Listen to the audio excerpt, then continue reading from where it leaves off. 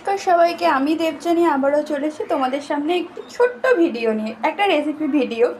সেটা হচ্ছে আমাদের অনেক সময় কি হয়, ডাল কিন্তু দুপুরবেলা করলে একটু বেঁচেই যায়, কেউ বাসি খেতে চায় না। আমার ঘরেও তাই, আমার হাজব্যান্ড বাসি খেতে চায় না। তো কী করবো, ডালটাকে ফেলে দেবো বা নষ্ট হবে ডালটা? না, সেটা করলে চলবে না।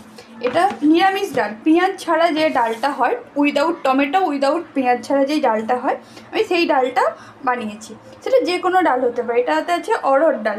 তো এবার আমি কি করবো, এই বেঁচে যাওয়ার ডালটা, এটাতে আঠা বা ময়দা দুটোই পাইল করে মাখা যায়। আবার কেউ কেউ শুধু শুধু আঠা বা কিছু শুধু ময়দা দিয়েও মাখা যায়, আমার বা দুটো পাইল করেও মাখা যায়।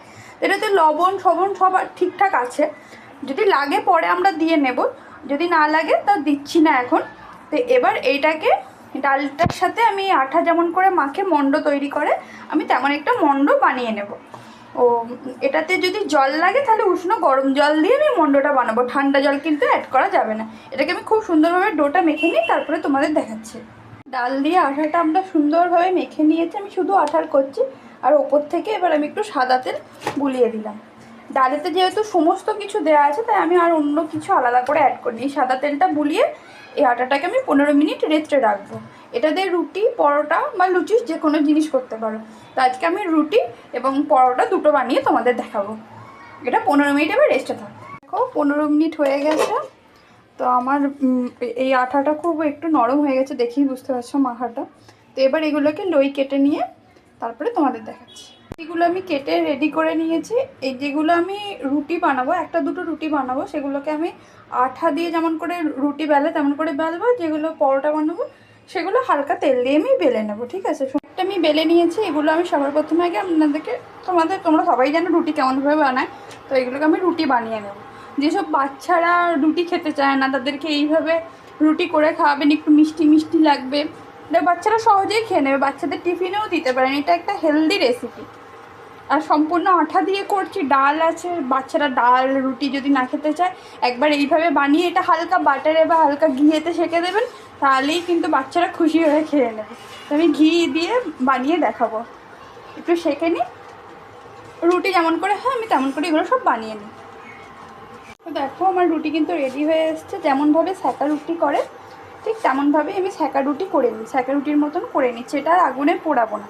এই মুহূর্তে যে গ্যাসের ক্রাইসিস, তো ইন্ডাকশানেই এখন রান্না করতে হচ্ছে, তাই একটু অসুবিধেও হচ্ছে, বর্তমান পরিস্থিতি আমরা সবাই জানি।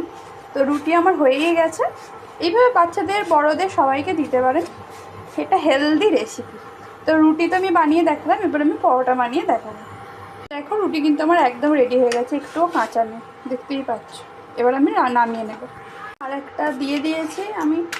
এবার এটাকে আমি হালকা করে ঘি দিয়ে আমি পরোটা বানিয়ে নেব। ঘি বা তেল, বাটার যা খুশি দিয়ে বানিয়ে নিতে পারেন। খেতে কিন্তু হবে অসম্ভব টেস্টি। বেঁচে যাওয়া ডাল আর নষ্ট করবেন না, ফেলে দেবেন না, এইভাবে খেয়ে নেবেন ডালটা। সমস্ত কিছু হেলদি একটা রেসিপি আমি আপনাদের সবার সামনে শেয়ার করলাম। আশা করছি আপনাদের সবার খুবই ভালো লাগবে। বাচ্চা থেকে বড়, বয়স্ক যারা অসুস্থ আছে তাদেরও এই রুটি বা পরোটা খেলে কোনো অসুবিধা হবে না। হালকা করে ঘি ব্রাশ করে দেওয়া, ব্যাস। ঘি, বাটার, সাদা তেল যা খুশি, ঘিটা একটু বেশি হেলদি হয়, ঘি আর বাটার। তো ওটা বাচ্চা বা বয়স্ক যারা বাড়িতে রয়েছেন তাদেরকে দেওয়ার চেষ্টা করবে। তো এইভাবে আমি সবকটা বানিয়ে নেব। দেখো আমার পরোটা, ঘিয়ে ভাজা পরোটা একদম রেডি হয়ে গেছে। তো দেখেই নিলে কত সহজে বেঁচে যাওয়া ডাল দিয়ে আমি রুটি পরোটা বানিয়ে নিলাম। যদি আমার এই ভিডিওটি ভালো লেগে থাকে তাহলে like, comment, share and subscribe. পাশে থেকো, সাথে থেকো, তোমরা সবাই সুস্থ থেকো। আর পরবর্তী ভিডিওতে আবারও তোমাদের সবার সাথে দেখা হচ্ছে।